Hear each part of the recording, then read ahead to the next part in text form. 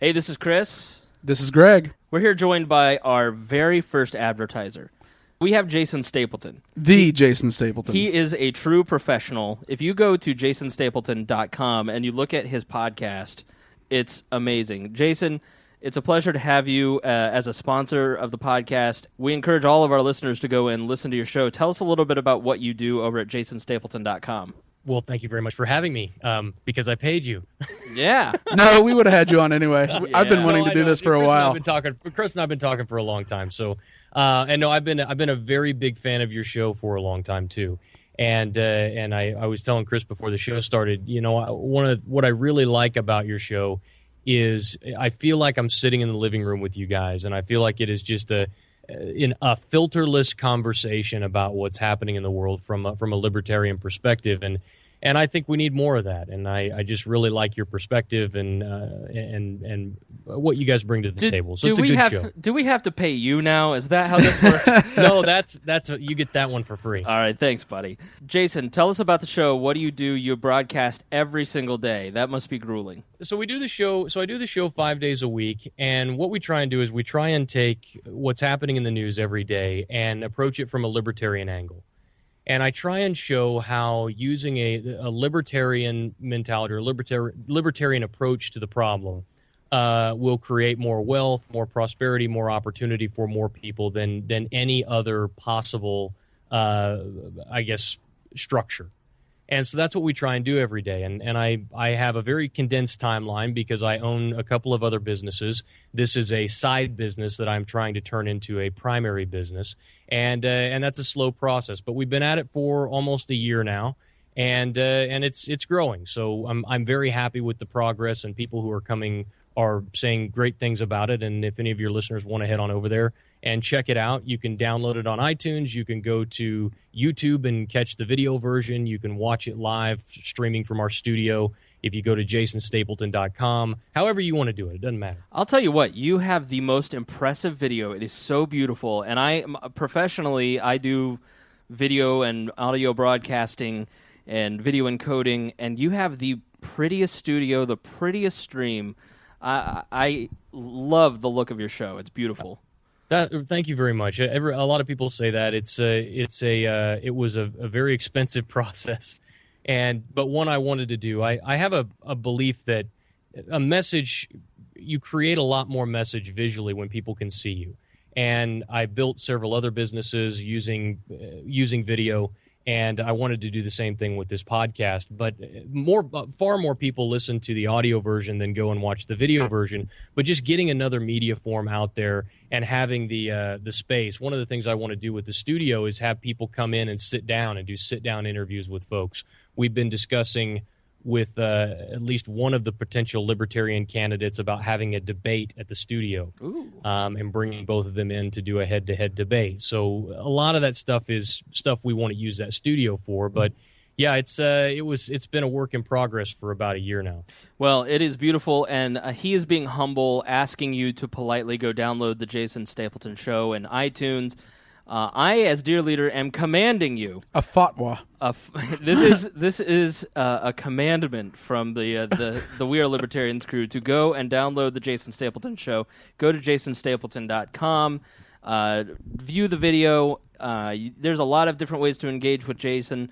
I think you will, if you're a fan of this show, you will definitely like his show. And Jason, thank you for joining us here on We Are Libertarians. Welcome to We Are Libertarians for this week. I am your host, Chris Spangle, and across the table is the effervescent and beautiful Greg Lenz. That is the nicest thing anyone's ever said about me. Thank know. you, Chris. How are you? You're looking quite radiant as well. I am. I had a 20-minute power nap, and I'm ready to go. And then to your right is the handsome Mittens, and she is bothering the crap out of you. I am not a pet person, and cats make me nervous, so I'm a bit put off by this. I don't know what she's staring at, but she's already been clawing at my boots. All right, and then joining us over Skype is the even handsomer. I mean, you put the best features of Greg Lenz and I together, and you wouldn't equal one Jason Stapleton. Jason, thanks for joining us here on the show. Well, that's nice of you. And I haven't seen both of you, but you sound ravaging. Oh my God, we are podcasters. We're gorgeous radio podcasters. As far as podcasters go, we have less acne than most of them. Exactly, especially libertarian podcasters. Right. With a rapist wit. Right? Jason is at jasonstapleton.com. He is a good friend of mine and has a daily show, a beautiful show on both video and a great sounding show on audio in iTunes. You can catch it on YouTube. You can check it out at jasonstapleton.com. Jason, you are a professional. And I say this as one broadcaster to another. I professionally do video encoding, audio encoding. Your setup makes me incredibly jealous. The first time I saw your video, I immediately hated you because it looks so much better than anything that We Are Libertarians has or probably will ever put out. I think your dedication is amazing. Like, how did you get started? First, well, philosophy aside, let's podcast nerd out, Greg. All right. I want to know, how did you decide to start your own daily podcast? Because Greg and I, much to the chagrin of our listeners, we're so fortunate that the only complaint that our listeners have is that we don't put out enough shows. Well, there's other complaints, but we don't listen to you people. We meme them. Right. We make memes of you, and they're very cruel. And we have this little Alesis multi-mix 8, and we've got some SM48 microphones. And then you turn on Jason's stuff at his go to YouTube and check it out. It's so pretty. Or go to jasonstapleton.com. The setup that you have is amazing. It's beautiful. Like, how did you decide, all right, I'm going to start doing a podcast, and I'm going to go balls to the walls, and I'm going to do it right? Well, it didn't start out that way. I guess the Reader's Digest version is I'm a pretty decent currency trader, and I have done well in the currency markets, and I've also done rather well in the business world teaching other people. So I have education products, and that's one of the companies that I own that teach and deliver those. And I spent a long time coaching traders on how to make decisions. And in the currency markets, a lot of what you deal with is economic and politically related. You need to understand how central banks work, and the decisions that one government makes may affect another government, and what's going to cause these, and how it's going to affect currency prices. And so that was something that I understood a great deal about. But it's not something that you can really talk about, because you're dealing with people from all over the world with very different opinions about the way the world works. And the worst thing that you can do if you want to turn off somebody who's getting ready to hand you money is to start talking about politics and religion. I could touch on the economic stuff, but not the other stuff. And for years, I sat around going, you know what? I think I want to start a show. I mean, those guys on the radio. This is how arrogant I am.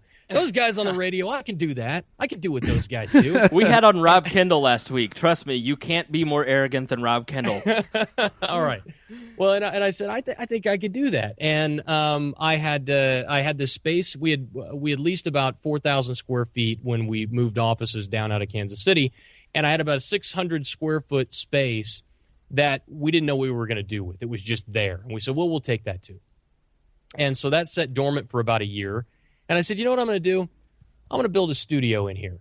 And I'm going to use it for a little bit of training stuff. But really what I'm going to use it for is I'm going to start that radio show, and I'm going to stream it Glenn Beck style with video and everything, just like he does. And I'm going to compete with him. And so what I did was I went to my business partner. I said, hey, I want to spend about $10,000 to build this studio out. And he's like, really? What are you going to do with it? I said, I don't know, but I'll figure out a way to make the money with it.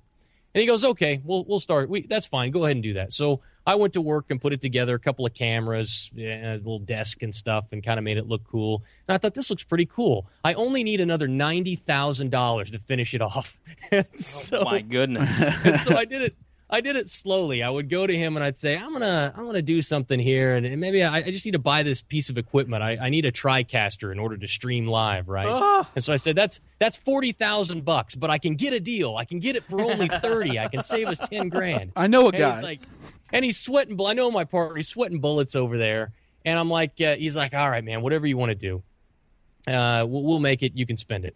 And so we ended up building out this really nice studio over time. And while I was building it out, I ran about 7 test episodes of the show, and I was going to do it once a week. And by the time I got done doing it once a week, I said, you know what, I think I can fit this into my schedule. I think I can do this every day.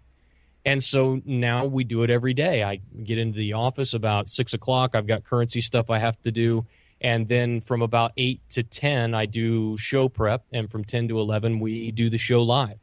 And I did everything wrong. I shoot the show live every day with no breaks, no edits, no nothing. I stream it over the internet, which requires a massive amount of components, and I do video. Right. So I have no guests on my show either. That's another thing. I do an hour on my own. Why do you think I have Greg on this podcast and there's like 15 other libertarians locally that rotate in here? Because I'm trying to mask all of my flaws as a host. Come on, kid. No, you do fine. But no, but those are things that everybody tells you not to do. They're like, oh yeah, you've got to have guests because that's what everybody does. Right. And, you don't ever do it once a day, and don't do it live. And I was just like, whatever. I'll do it just like a radio show. No, I think and that'll save me on edit time. Yeah, I think you did it just the right. I mean, we don't edit this at all, and we don't have really guests. I mean, like people think that like Rob Kendall last week was a guest, but he's a guest, but without being a guest. Like, and when we've tried to do guests over the course of it, it is such a pain in the butt.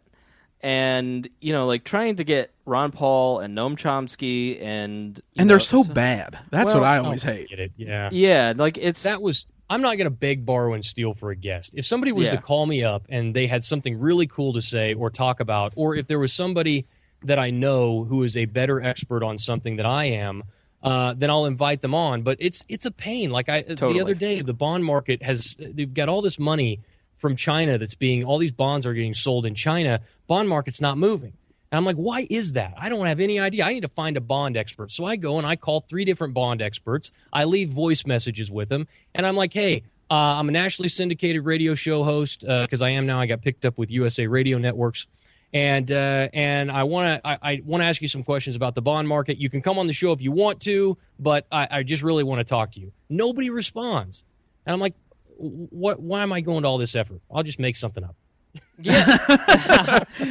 You'll just trump it. You're going to trump it. Right, I'll trump I'm going to make America great with their bonds. Yeah, I'm totally with you. And like, in all fairness to Joe, Joe Ruiz, part of the triumvirate of We Are Libertarians here, he loves interviews and wants us to do more interviews because then we get their audience into our audience. And there is a lot of truth to that. Like when we were in Tom Wood's podcast, that's when we grew the most, is because he put us in as one of his first episodes when he was on an interview here with us. And so we got a lot of exposure out of it. But it is also very the whole point of this is that it is relaxed and that it is fun and that it is, sort of us shooting the stuff. And interviews just get so stressful. So that's why we don't do a lot of them. And the other reason is that we do it because we have something to say. Like, I started this podcast because I felt like I'm arrogant enough, or confident enough, I prefer to say, that I know what I'm talking about. I've got a certain level of experience. I have to get these opinions and these points of view out, and I want to ask these questions, and I have all these smart friends that I want to invite on and have these conversations, and we can build a little community around it.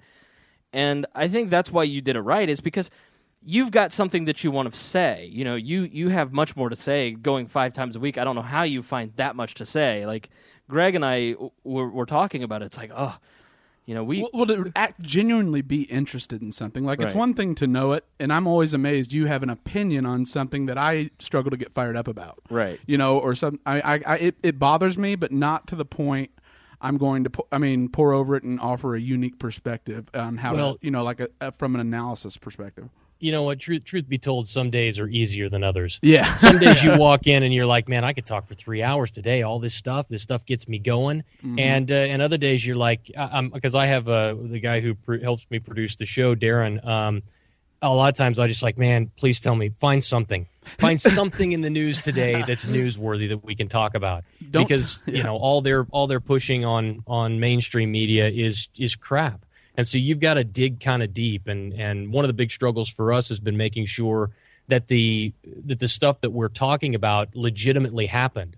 Because when you're forced out of mainstream news into secondary and tertiary news sites, you get a lot of misinformation. And so a big problem for us has just been validating and verifying the stuff that's happening in the world as legitimate. Oh yeah, and that's what I love about yours, because I'm not a big listener to like Free Talk Live, but you stick to such mainstream, or not mainstream, but like you analyze things that maybe aren't being covered right that night by CNN, but are actually most important to what I believe Americans should be listening to. Well, the goal of the show that I do is not really geared towards the converted, the saved, right, so to speak. The pure. The libertarians, we have lots of libertarians who listen. They're the anchor of the show. They come back every single day. But I am trying to reach the unclean. I'm trying to reach those people who are disenfranchised, who don't feel like they fit in a political party, or who are angry at Republicans because they're not, they've lost their conservative or their liberty base. Yeah. And I want those guys to be able to put a name to what they believe in. And so that's why we try and stick to those types of issues. I try not to stray too far off the path because I want it to be relevant to them and their lives every day. Yeah, and that's sort of what we found too. Is surprisingly, we're a lot of people's first introduction into libertarianism, and so we do take that. We are irreverent, but we also we are unfiltered. And I don't know why Greg looked at me when you said that. I've never had to be edited out for cursing. Gina, yeah. No, I may say a lot of things that I should regret. I don't at all, but we are the introduction, and that's why at wearelibertarians.com, we have the path to libertarianism, which is just a very simple path, through three big ideas of libertarianism, and then a guide to the libertarian community. We have a lot of resources as to, hey, here are the big think tanks. Here are other libertarian podcasts. Here are other, here's various outlets, just because most people think it's really confusing and really hard, but it isn't. And I think podcasts are a great way to reach those people who, they sit there in their cubicle at work and they are kind of lost and they don't know. It's not that they don't know what to think. It's just that they're not connecting with what they hear in the mainstream media. And so podcasting is a great alternative to hit that. And you certainly are high up. I mean, gosh, you're in the top 50 of news and politics. Like, what's your iTunes ranking? It depends on the day, but yeah, we'll get up into the top 50. We typically hover around 80 area. I watch that stuff pretty close. It's the marketer in me. I want to know what my numbers are and all that stuff. So I've got a measuring stick. But I think you hit the nail on the head. I think the big problem is a lot of people are terribly, woefully uninformed. And when they meet a libertarian, because to call yourself a libertarian is to really paint yourself with a very broad brush. And when they meet a libertarian, instantly they start talking about economy and state, and the government is corrupt, and what we need is to burn this whole system to the ground. And after about 60 seconds, you're really seriously believing that this guy has got a hole in his backyard and he's stockpiling food and weapons for the end of times. And all of their arguments are nuanced and difficult to articulate and understand. And I said, we've just got to condense this thing down. And I love Matt Kibbe's book. The title of that book's Don't Hurt People and Don't Take Their Stuff. Yep. And I said, you could not find a clearer definition of what libertarianism is. At its core, we believe we shouldn't hurt people and we shouldn't take their stuff. So guess what we talk about on my show? I created 5 principles of liberty, and I largely the same thing that you guys do here. It's a very condensed version of what we believe, that everything from we're pro-peace, we're pro-free markets, we believe that liberty should be a primary political value, and on down the line. And so we create these things, and it gives people something to anchor themselves to. They say, yeah, I agree with those things, I'm a libertarian. And then you could get into Bastiat's The Law and the Anatomy of the State by Rothbard later on down the road if you so choose. But it's real easy for you to know whether or not you belong to what it is that we're doing. So have you found libertarians can be a bunch of jerks? Not ours or Jason's subscribers, but the some rest. of our listeners. Josiah Crohn's total jerk. Josiah is our least favorite listener, Jason. Josiah is? Josiah I have mine. Okay, yeah. Just pray that the Crohn's disease doesn't come to your page. Yeah, you don't want the Crohn's disease visiting your page planting potatoes. He's from Idaho. He's from Idaho, so he's pretending to go to law school. So he gets so mad when we do this, but he loves it. We know he does. He's sitting there rubbing his nipples right now. So I just pictured Silence of the Lambs, Buffalo Bill. He actually friended Greg, and so Greg got access to all of his photos. No, he didn't friend me. He blocked me. And then Okay. I went online and researched him and found his senior photos by the photographer that did them. and because he likes to think, as all teenagers do, he's like 20, and he thought, oh, I'll show this guy how to internet. And then he blocked me within about a half hour. So we are fortunate that most of our listeners, like 99.9%, are awesome, and we get helpful criticism. Like, we get really respectful people who write in and say, "Hey, have you really thought this through?" Or, "Hey, Chris, you really should not have said that thing about Aunt Donna," which was a thing. And love you, Jason. It wasn't this Jason. It was a different one. Oh. Have you had any pushback from the purity Nazis who listen to your show and then send you an 1800 bullet point, all single-spaced, type 0.8 font in Times New Roman, pointing out all of your philosophical flaws, or have people been pretty open and accepting to a new voice in the libertarian community? Well, I think most of the blowback, the answer is yes and no. Overwhelmingly, the response has been positive. And the people have been very open to what I would consider to be a new idea of how we approach libertarianism in society. And I have had the hardliners. I love the way that you called them purists, because I use the same term. It's those folks who are, I don't want to call them part of the old guard, because they're not all part of the old guard, but there are people who don't understand that there are steps involved with getting what you want. That they will only accept total and complete surrender on the part of their enemy. And they're not going to fight any battles. They're not going to engage in conflict. They're just going to wait for their enemy to either die of old age so that they can take over, or they're going to just abuse their enemy until their enemy finally gives up and gives them everything that they want. Right. And so you're right. What you get are these, you've got all kinds of flaws in your argument, and those people tend to lose those arguments because it's not as though I just woke up yesterday and came at the opinions that I had. Yeah.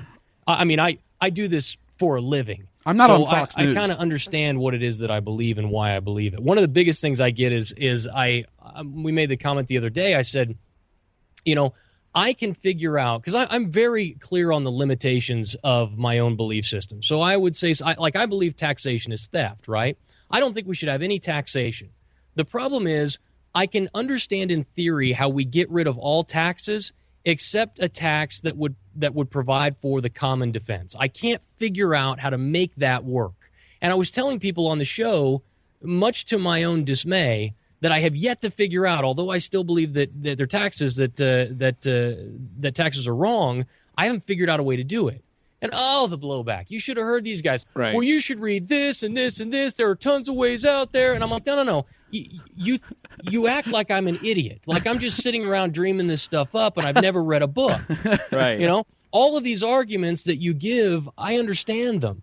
I just don't believe that they'll work. Yeah. And so that and I didn't get into the specifics about why, because that would just get more people angry. But yeah, I absolutely have those people. And what I did was I spent about 30 minutes on one of my shows talking about putting the right people on the bus. Yep. And I said, this is what I believe. This is what you're going to hear on this show.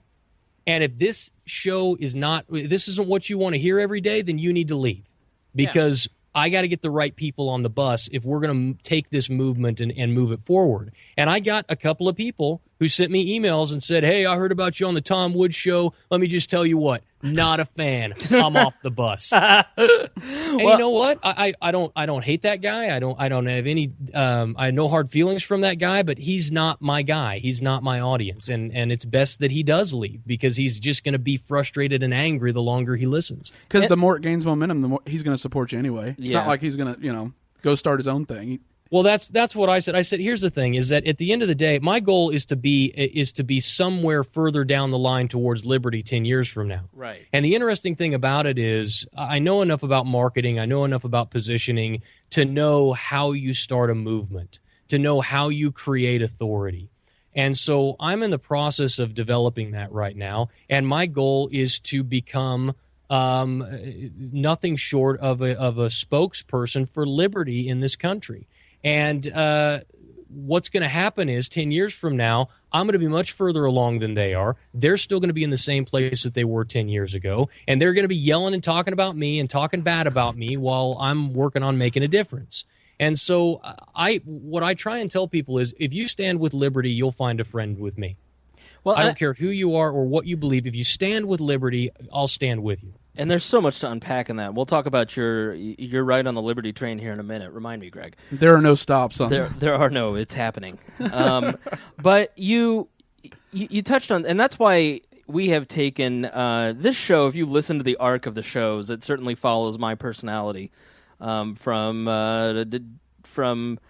enthusiastic Libertarian Party leader to tired, disillusioned, overwhelmed, to pissed off over Edward Snowden, to now we're sort of in the Oprah phase of the We Are Libertarians episodes, because I'm about personal freedom. In every single area of my life, I want to strive to be personally free, and that's why I'm a Christian. That's why I'm a libertarian. That's why I'm in therapy. And as I have gone through that process and sort of unpacked some of my own history and learned about thinking patterns and cognition, a door has been kind of opened for me.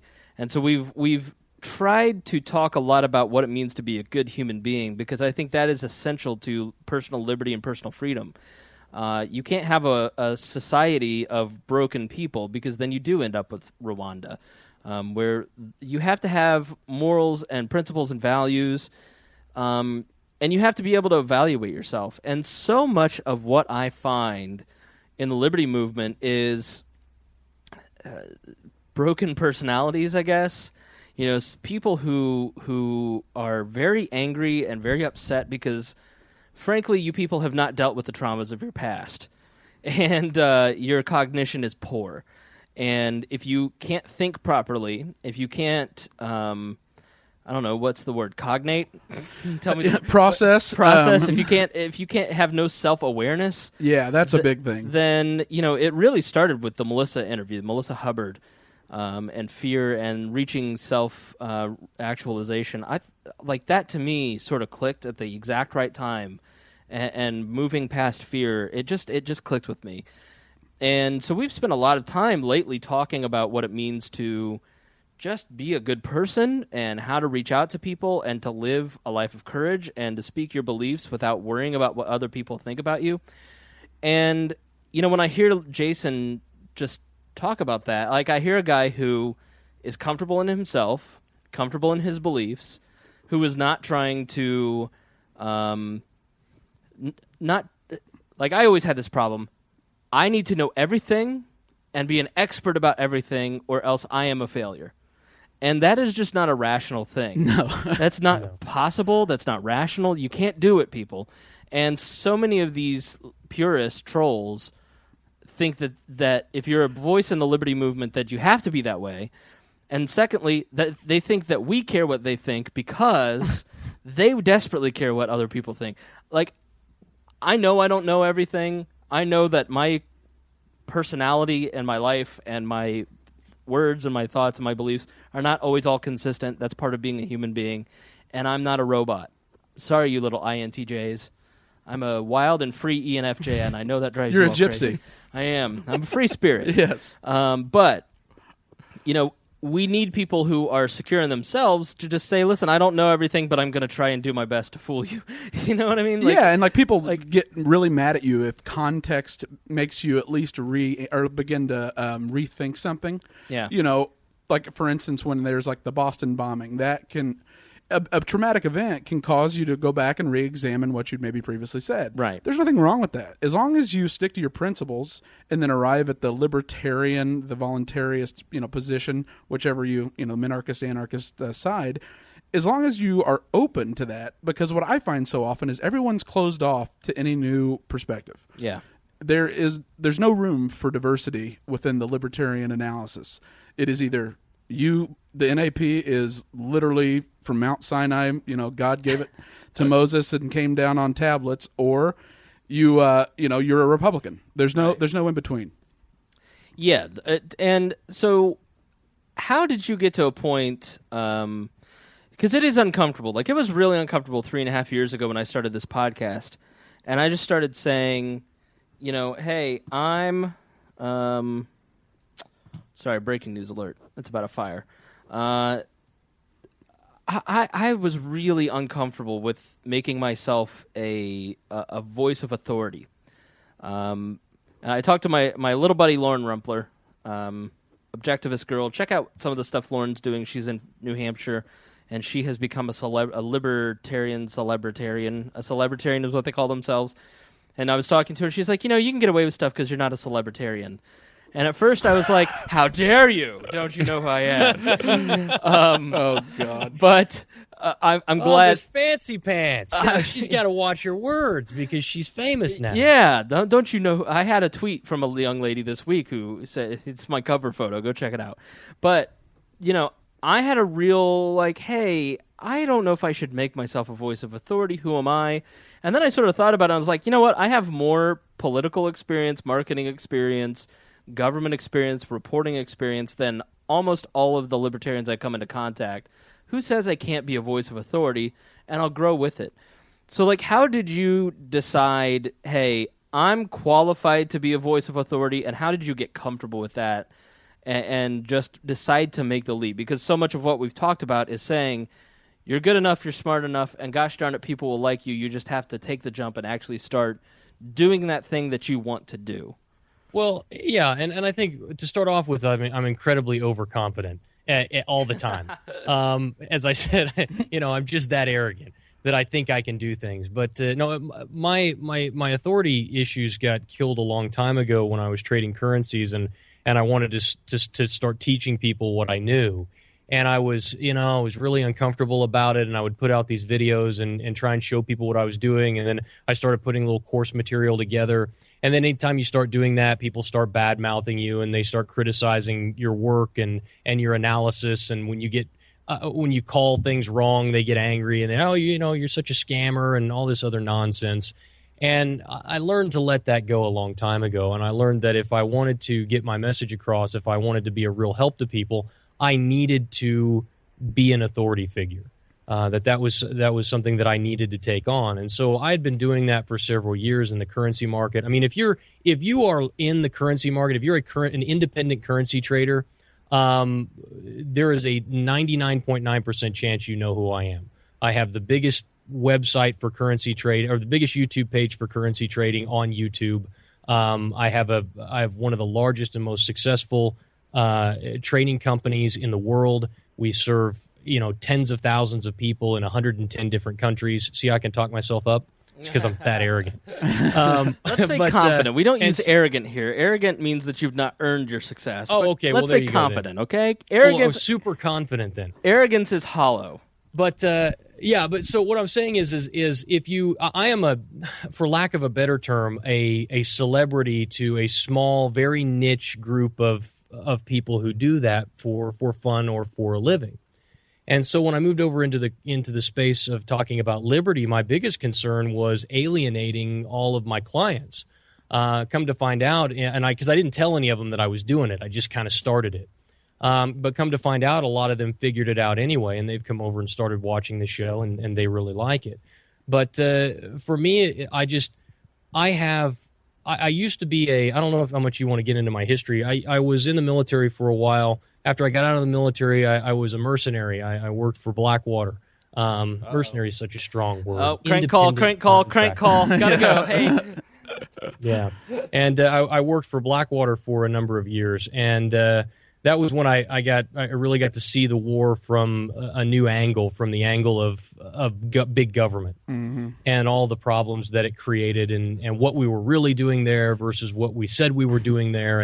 And you just come away very jaded with the whole thing. And I was searching for answers because I grew up in a Republican household with people who believe that you don't talk bad about the country and you wear the flag on your shirt and on your heart and you support the military no matter what.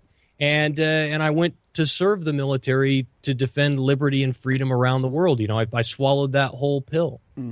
And then come to find out when I finally got into it, I'm like, man, I don't think I believe what I believed my whole life, but I didn't know what you called that. What did I believe? And I read a book by Ron Paul called The Revolution, a manifesto, and a very small book, but it was like somebody took what I felt and they put it into words I could understand. And I'm like, oh, that's what I believe. That's who I am. And that started a very long journey towards the libertarian perspective that I now hold.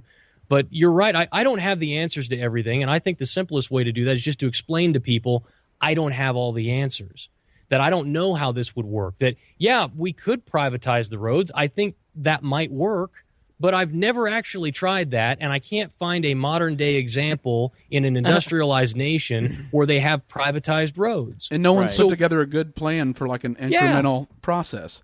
And so if you want to debate it and talk about the pros and cons, that's fine, but don't come at me like you got it all figured out and like you know how it would all work, because you don't know anything. No, you don't know how it would work. And so at least have the intellectual courage to say, look, this is what I believe, and I think we can make it work, and here's how, without saying you're stupid for not agreeing with me. Mm-hmm. Yeah, I couldn't agree more. I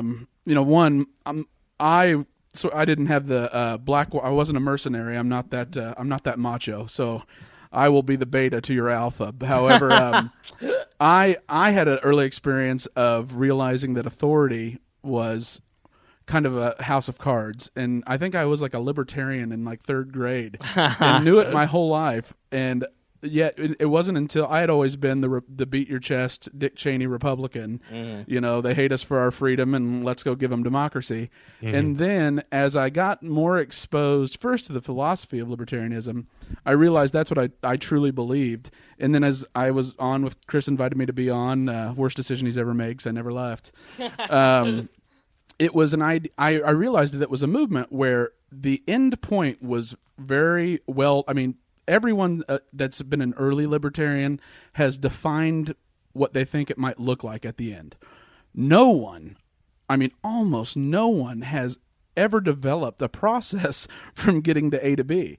It's like, well, obviously society will collapse, currencies will be worthless, and then we'll just all be subsistence farmers and trade very happily. The hipsters will take over. Right. And, I thought that really bugged me too and made me reconsider, libertarianism.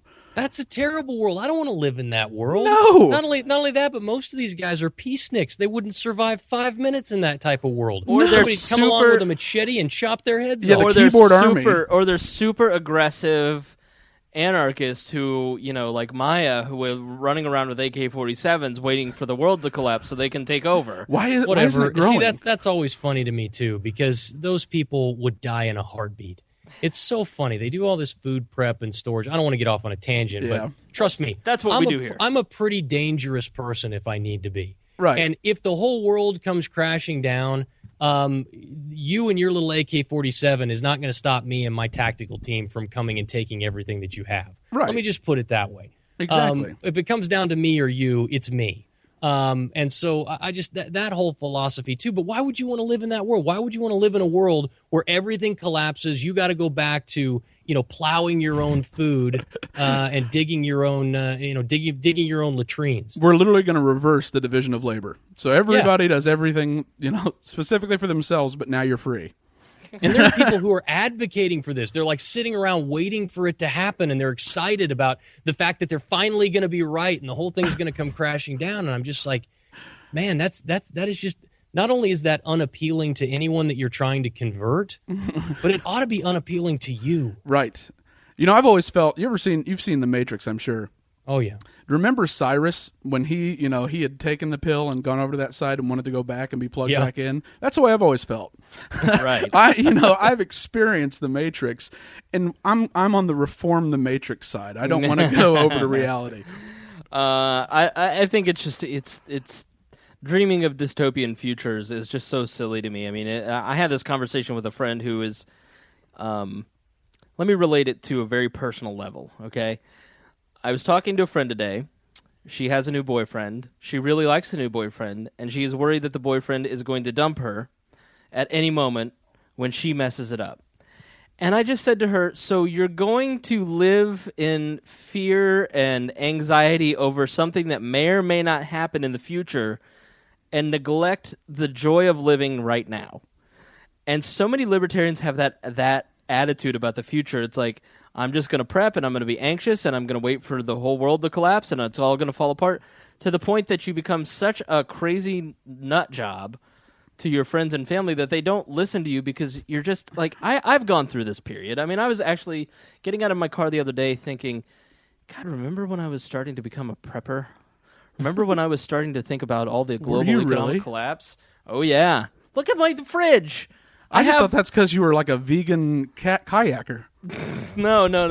That's not like my prepping stuff. This is back in the day, but I mean, I was really paranoid about like us getting FEMA camped for having this podcast, and then I really started to think like that is crazy and delusional, and it's not going to happen. And stop it, like it's mental illness. Stop it.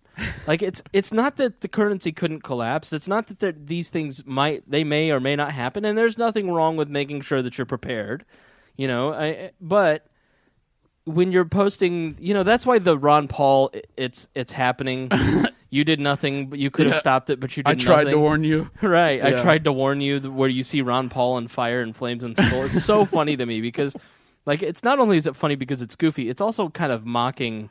It's trolling the people who need trolled. Right. The people who, at any moment, the world is going to collapse, the end is nigh, and eventually that paranoia and anxiety and fear is going to take you personally to a place where you are the Christian church that is saying the world was supposed to end yesterday, and the world never ends. It's just not healthy. It's not that it's not possible. It's just that it's probably not probable. So let's focus on right now and what we can do. You can't affect the outcome of the speakership. No. You can't. You can be interested in that. Mm-hmm. You can have an opinion on that. But let's be honest, you're not going to whip up votes to get the speaker elected. You don't have control over that. You have control over your local, county, and somewhat state-level elections. You have an effect over the candidates that are running in your district. That's how you can affect this stuff. Or, start your own podcast. Yeah, because the world needs one. And I think you're absolutely right. So, and that was honestly that was the rationale when I started the show. Good. Was I don't want to be one of these guys who is talking about the end of times and about how, and I don't want to be somebody who's just talking about how Rome is burning all the time either, because we got plenty of people like that. I wanted to take a tactical approach to say, look, you're here, you believe in what we believe in. How do you advance the message of liberty? Because I really think it starts in around your kitchen table. It starts with you talking to the guy at work who's across the desk from you when the subject of politics comes up, or when you start talking about economics and what's happening around the world with Greece and things like that. Those are prime opportunities, but somebody's got to understand. They've got to have the tools. They've got to have the points and the angle and the understanding about what's happening to articulate the libertarian message. And that's what I'm trying to create. I think you do. I think you do an excellent job. I've always kind of thought of it as our job, and then there's very few libertarian authorities that I listen to, just because a lot of it is more fringe coverage of news stories that you can't verify. But I think it's our job to provide that like mental scaffolding for somebody that's a disillusioned Republican and sees that it's Jeb Bush, Donald Trump, and then a neurosurgeon from Johns Hopkins that's never won an election. And this person's been a lifelong Republican that's actually serious. And then they look, they actually have read the Constitution, and that means something to them. And they say, well, where's my guy? And they see Rand, and maybe Rand doesn't turn them on. Our job is to provide that almost that bridge and that mental scaffolding for the seeds of liberty to grow up over to our position. And I think that you do an excellent job of that, Jason. Well, thank you very much for that. And I think that you're exactly right. I think that for the most part, people feel terribly inadequate to challenge others and to do so without coming off sounding like A, a raving lunatic, or B, an a-hole. Mm-hmm. So, and I think that if you can just provide them a little bit of context and say, hey, listen, the goal is not to defeat them. The goal is not to make them feel bad and to take their beliefs and throw them in the garbage can. The goal is to slowly move their mind towards liberty. And you can do that if you have constant daily contact with people. And so whether it's, the guy next to you at work or the guy that you're sitting across the pew from at church or whatever it is, when the subject comes up, at least you have the tools. Exactly. So how you've done the show for what, a year?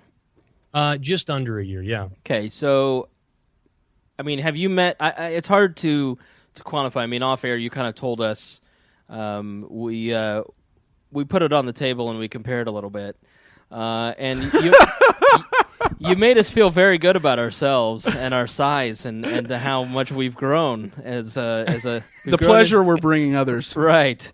The generous. Your show has depth and girth, yes.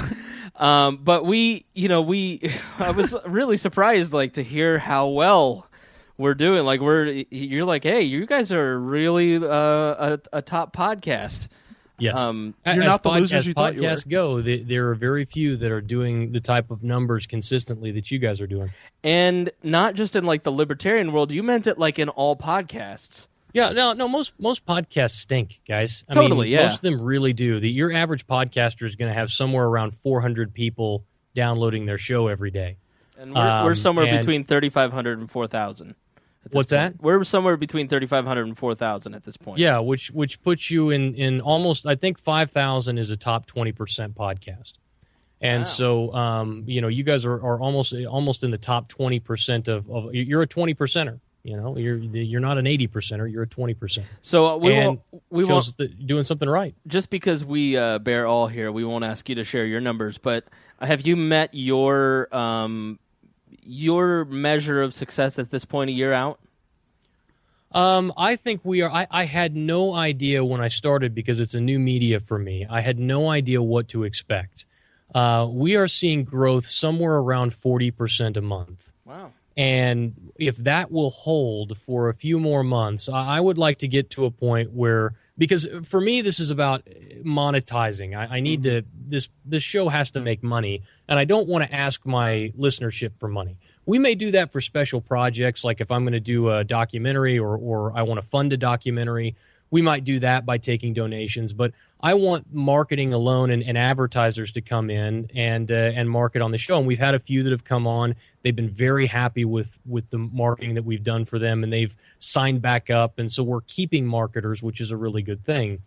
But for me, it's about acquisition of subscribers. So I want a listener. And what does it cost me to get a listener?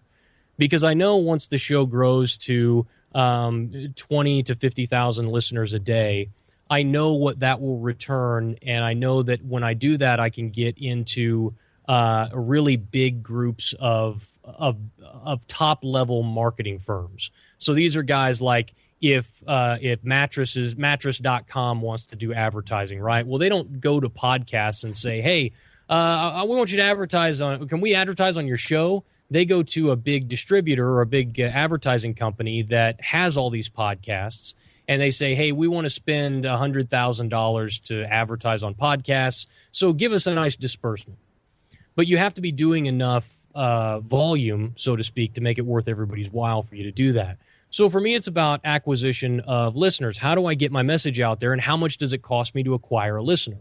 And this is probably terribly boring for anybody who isn't into marketing. You'd be surprised. It's a great, because that's the exact. Are you familiar with like in startups it's the customer acquisition model or the customer development model? Yes, and it's the same. It's Yep. Ultimately it's if what you're trying to do is you're trying to turn over $1 and get $1.25 back. Exactly. And you're saying, all right, if I give you $1 and I know I can get $1.25 back, how soon can I make that happen? Like, does it take me a week? Does it take me a month? And so what I'm looking at is with the advertising that I'm doing, I'm just simply saying, what does it cost for me to acquire a subscriber? And right now it's costing me around $2 to reach a person who likes my show enough to subscribe and listen every day. So that's about $2 per subscriber.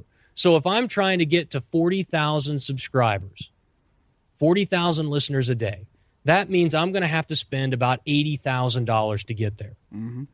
And the question is, can I find that many people?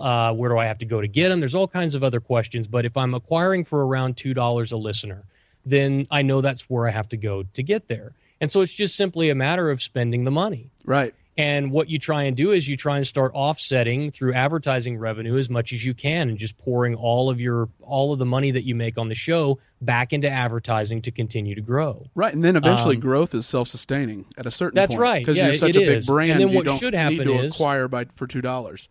Yeah, you're right. And so what should happen is you should hit a break point where at 20,000 or 30,000 subscribers that you ought to be able to generate around 20,000 or so a month in revenue. And once you can do that, well, now the sky is really the limit. Now you can now you have lots of leeway to advertise, to pay yourself, to Even raise money to grow more and faster. correct. Yes. Yeah, see, And so that's what we're doing. yeah, so you have like a whole business model and a whole theory, and we're just over here like, hey, PayPal us some money. Did you see that dank meme? Yeah, like, here, meme us, bro. Like we. And I mean, there have been points where we've thought about like monetizing this to a significant, making it a business, but it's just a hobby for us. And you asked us off air, like, hey, why don't you monetize this? And because you have the listenership, it's like, meh, just PayPal us and we'll offset our costs so we can continue to make everyone happy. Like when you PayPal us at chrisspangle@gmail.com, like all that money just goes right back into offsetting hosting costs if we ever need upgrades, some Facebook advertising, but Harry's reparations.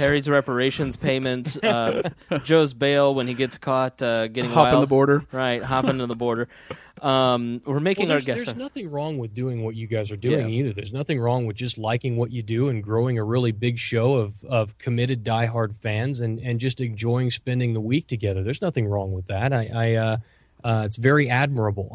When I started my show, it was with the intention of doing something really big. Yeah. And so that's what I talk big to my audience. I say, we're going somewhere with this. Yep. I have the intention to really make a change in the liberty movement because I feel like we're losing the war, guys. I really do. Me too. I feel like you got more and more people who are coming to the liberty side or even to the Tea Party side if you go just a little bit more right wing. But the problem with that is they're not coming to it because our message is having an effect on society and culture. What's happening is the progressive message is taking hold. And more people are just finally throwing their hands up and saying, I just don't want to go any further towards statism. And the liberty message is starting to resonate. But it's not because we're winning anything. No. And we have a massive messaging problem. And it's something that I'm desperately trying to fix. Because the Tea Party movement, realistically, if the Libertarian Party had done similar to what you said, that would have been unnecessary. They could have just come right into the wings. I use the Tea Party as an example. I say the Tea Party, how long have libertarians been pushing their message? How long was Ron Paul in Congress? Or in the Senate, excuse me. And where is the libertarian movement now? Now look at the Tea Party in the last roughly 10 years or so. Even less. It's probably around 4 10 years now, right? Yeah, about 4 years. They've had massive progress. Massive.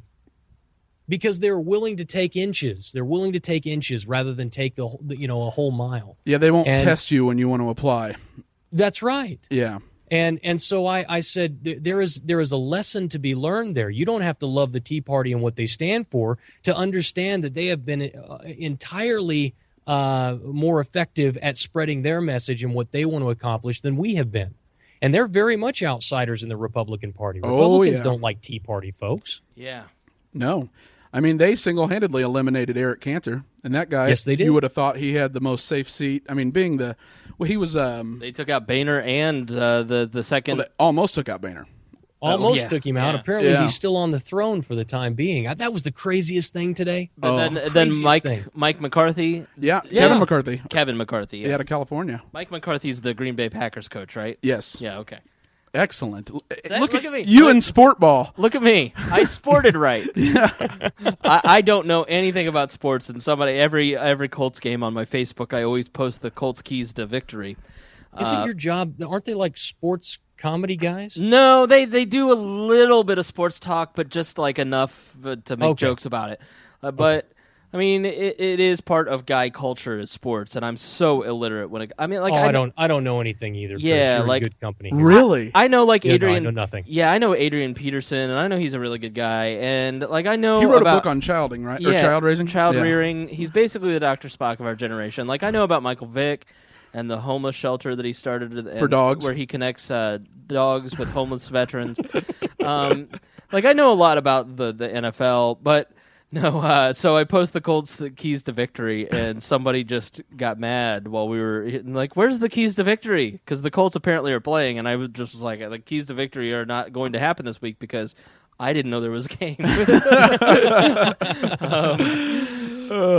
I just don't get the worshiping of the accomplishments of other men. I mean, I know Greg is a sports fan, but to me, like I am not opposed to like being a sports fan, not in the least. Like I'm not one of these. Like I think libertarians. Let's do another PSA and beat up on our own kind.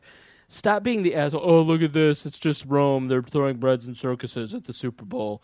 Like it's just part of. You can have hobbies. Just because your hobbies are reading Hayek and annoying me on Facebook, it doesn't mean that your friends can't enjoy sports. It's just when I sit next to some people at BW3s, 4 grown men who sit at a table for an hour talking about fantasy football like it's actually happening in their real life, I want to throw up.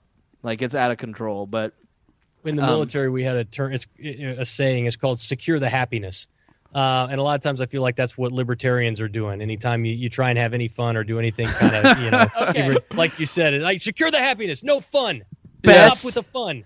Best example of this just happened on my Facebook again. Okay, so. This, I think he's a listener, Derek Virginia. He is. Derek Virgin. He's a libertarian. He wrote on my wall, a libertarian walks into a bar, dies because there were no regulations assuring the beer wasn't poison. Okay, just a simple joke about libertarianism and there being no regulation, whatever. Nathan Thomas, God bless you, writes, such a red herring. A bar that serves poison will soon lack the customers and shut down. It behooves the bar not to do so. Derek perfectly responds, perfect libertarian response. Nathan does not get it and continues arguing. Derek finally says it's a joke, and then Joe Bryant spends at least an hour typing out a response to this. It's just like libertarians ruin comedy. They ruin. Can I just say how much I hate social media? Really? I really do. I have a private Facebook page for the show. I spend the bulk of my time there because I like most of the people who are there, and but I spend as little time other than that on social media as humanly possible.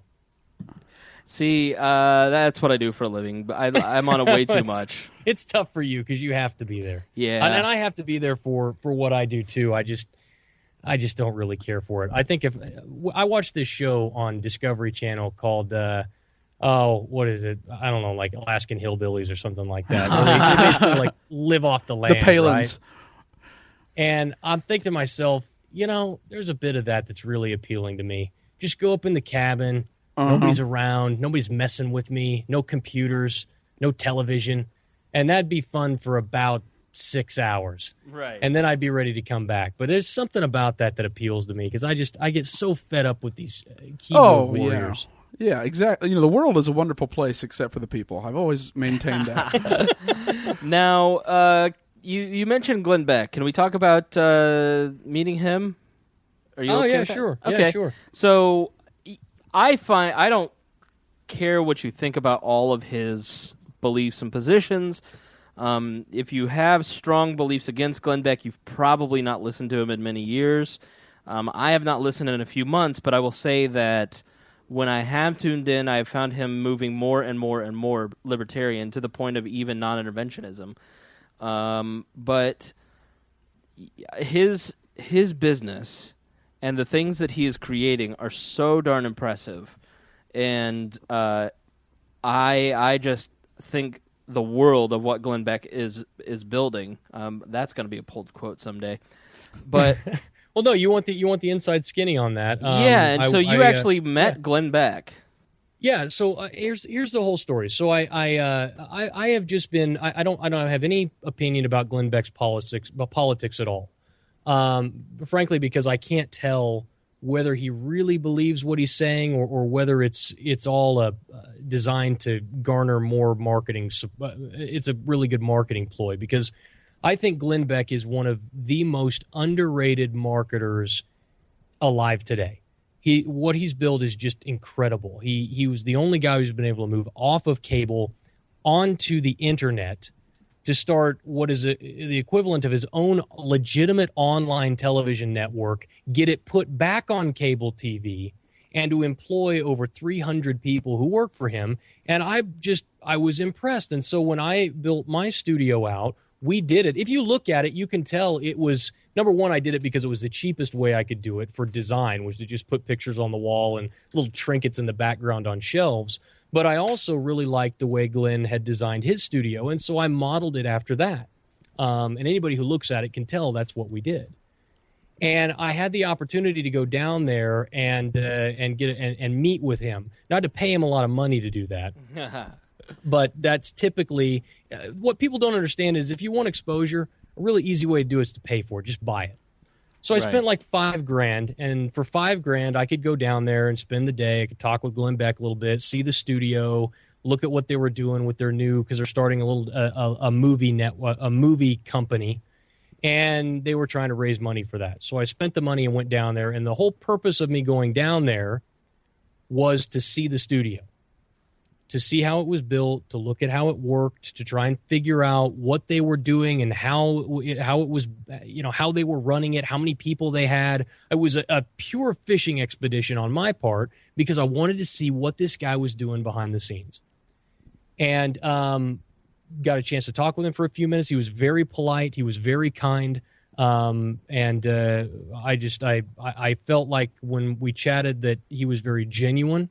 I don't know, because I was there, and I was technically a paying customer, so I don't know. You don't ever get to really know a person until you're behind closed doors with them. But I felt like he was a decent human being. He struck me that way.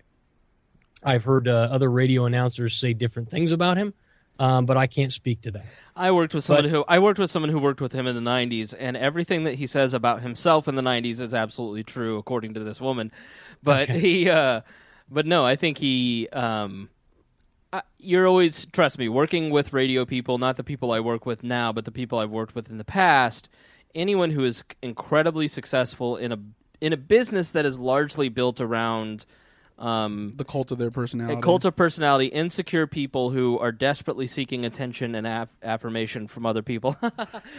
They don't like successful people. They snipe out the people who are successful, and even when they're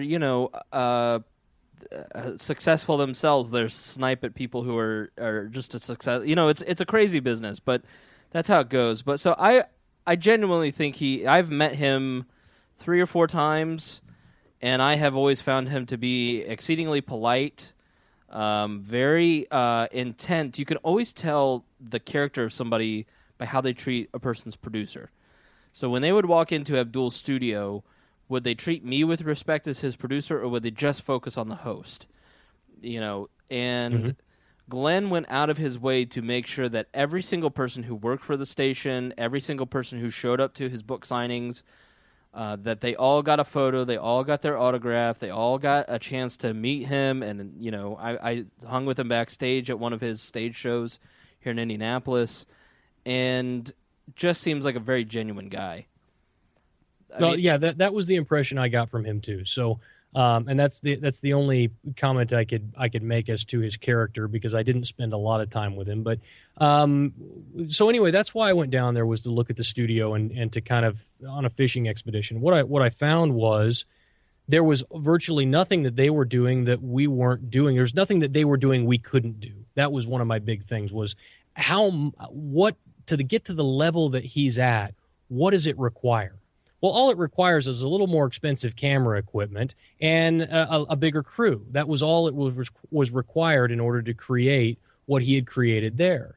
And so I came home feeling really confident about what we were doing, and we recently invested in some new camera jibs and stuff so we can do moving shots and pans and stuff like that in our studio. And my hope is that we will be able to do some really cool interview stuff and some really cool training and discussions using that studio. And that was why I went down there. Yeah, that's really what it comes down to, is money. I mean, you wanna say, hey, why aren't you doing more Weird Libertarians? It's like money, time. Look, brother. Yeah, it always comes down to money. Always. It really does. And as much as people might not like that, and they might not like the fact that they have to rely so heavily on money, it's better to have a lot of it than not very much of it. I work for a nationally syndicated radio show with 2 million listeners every second that the show is on, and it's always about money. It is constantly about money. I mean, it's just, how do we upgrade this equipment? And trust me, the more equipment you got, the more money you got, the more problems you got. The more pressure there is. That's why I have no problems. I have no equipment and no money. Just the opinions I believe the American public needs. Yes. So, Blackwater, that is an interesting thing. I don't know how much you can say before you have to kill us. But I can't talk about it. It's all secret. Okay. Yep. Interesting. What did Dick Cheney smell like? If you guys want to know about it, I can tell you. How many people? How much money did you make, and how many people have you killed? I'm just kidding. I'm trying to be as impolite as possible to our guests. I refuse to answer the second question. The first question was, it depends on the contract. Mm-hmm. Early on, contracts could be as much as $1,000 a day. That's days, boots on ground. Towards the end of my contracting career, it was running somewhere around $600 to $750 a day. That's so. What did you like? Blackwater is so tarred from some of the scandals that happened. I mean, what was the culture like inside Blackwater, and what is your? Let's talk about the culture inside Blackwater. I mean, did the press match what you experienced? In some cases, they hit the nail on the head. In most cases, they didn't. What the problem with, as is the case in most cases, is government really created something, took something that was very good and made it something very bad. And what I mean by that is, when Blackwater first started, Eric Prince created a firm that hired only former special operations guys. And they did very high-risk jobs in Iraq and Afghanistan. And then what happened was the government decided to give them some bigger contracts and required them to fill more and more boots on the ground every single day. And they started a program called WIPS. And WIPS was a program, a vetting process for anybody who wanted to go downrange to make sure that you were qualified. So it took both a resume that was accepted that met the minimum standard, and then you had to come out and prove what you did. And the first contract that I went on in 2005, I remember, I came from a special operations unit. I was with a force reconnaissance unit in the Marines. And every day I was going through that training and that vetting it wasn't a training, it was really a vetting process. And every day I was going through that vetting process, I would come back to the room, and my roommate was a former Green Beret. And I would be like, dude, you just feel like they're going to drop you every single minute? And he was like, yeah, man, I really feel like they're just waiting, looking for a reason to get rid of us. Because the standards were really, really high at that point. But a few years down the road, the government was requiring Blackwater to have 1,000 men on rotation on the ground at any given time. Now, there's not that many special operations guys available. And not even available in the world, much less guys you can get to go down range. Mm-hmm. And so the standard went from only special operations guys to special operations and attachments, to guys who were just in the regular military but had some security experience. And what happened was, when the standard fell off on the quality of guy that you got, so did a lot of the incidents. Plus, when you have more boots on the ground, there's more cases of incident and more risk of incident. And so there were most definitely guys who worked for Blackwater that had no business being downrange. But Blackwater did the best it could of vetting those people and getting rid of them when they poked their head up. Now, Jason, so you worked how long with Blackwater? Or is that classified? Well, Blackwater has another company, or had another company called Greystone. It was an offshore company that they ran all of their non-government security work through. Gotcha. So I spent some time with Blackwater and some time with Greystone, a total of about 5 years. Interesting. Oh, wow. So that's wow. That's incredible. Because, like, if you look at it right now, I actually haven't read anywhere if there are any Blackwater employees currently in Syria. I've read about private individuals, U.S. former Marines that are in Syria right now working over there, but I haven't actually read about government contractors. Are you aware of what that population would be like, or how many of I still have guys who work that I know who work in that space. I'm not really at liberty to discuss where they are or what they're working on. Oh yeah, What I will tell you is Blackwater no longer exists in its old form. The old Blackwater is gone. It's now called Academy. I still know people who work for Academy. They say it's very, very different than it was early on when I was working for them. So it's changed quite a bit. The industry itself has changed quite a bit. Right, and there's multiple providers, right? There's multiple yes, private there providers. are Blackwater, Triple Canopy, Dynacore, Global Resource Solutions. That's there were a bunch innovative. Of different Global those are US, Resource and they've got Solutions. British. What's that? Global Resource Solutions. That's quite an innovative name. Yeah, I think that's the name of them. I can't remember. Global is what everybody called them. Yeah. And those are just the American companies. And you've got Australian and British companies. You've got all kinds of different groups out there. Now, that being said, I know you've been following the Russian intervention quite closely in Syria, correct? Yes. Have you? Would it be too much of a stretch to say that based on the intelligence the Russians would get, and based on the United States' lack of success in training quote-unquote moderate rebels, would that training be administered by a private company in order to have, I guess, being able to dismiss any guilt? Or is it something where we would actually use Marines to do the training, which, as of today, would look that it's been the individuals we're trying to train and develop and fight look like they can't or there just hasn't been any success. Are you talking about the training of the Syrian rebels? Yes. The good rebels? Yes, so they say. Al-Qaeda light. Right. Al-Qaeda light. Yeah. Those type of training operations, the ones that I know of that are being conducted by the Pentagon would typically be conducted by U.S. Special Forces. Okay. In conjunction, oftentimes with a private corporation assisting. Acting almost like as an administrator and liaison. They would oftentimes the Pentagon or the Army may act as the liaison, and you may have the private company actually administering the training. Gotcha. Now, on the spook side of it, if you look at the CIA and what they do, they almost always will use third-party contractors. Oh, absolutely, yeah. Kind of a CYA for them. Yeah, well, not only that, they'll have guys on the ground, but it's just for them.